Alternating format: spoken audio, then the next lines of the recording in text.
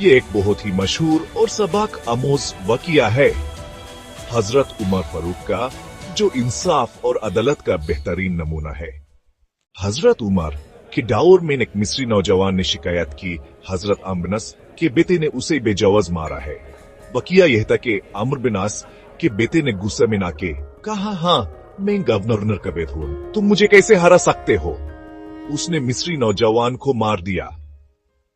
वो नौजवान मदीना चला गया और हजरत उमर से इंसाफ की दरख्वास्त की।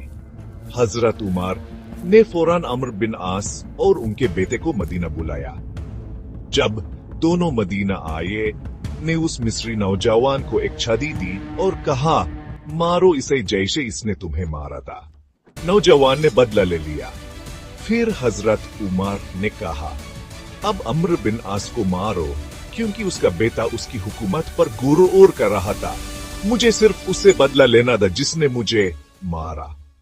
हजरत उमर ने फिर अम्र बिन आस से कहा, हाँ, लोगों को गुलामों की तरह पैदा नहीं किया गया, तुमने उन्हें गुलामों की तरह क्यों समझा।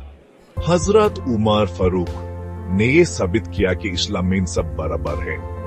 न किसी गवर्नर का बेटा अफजाल है, न किसी आम शख्स का कोई हक छीन सकता है।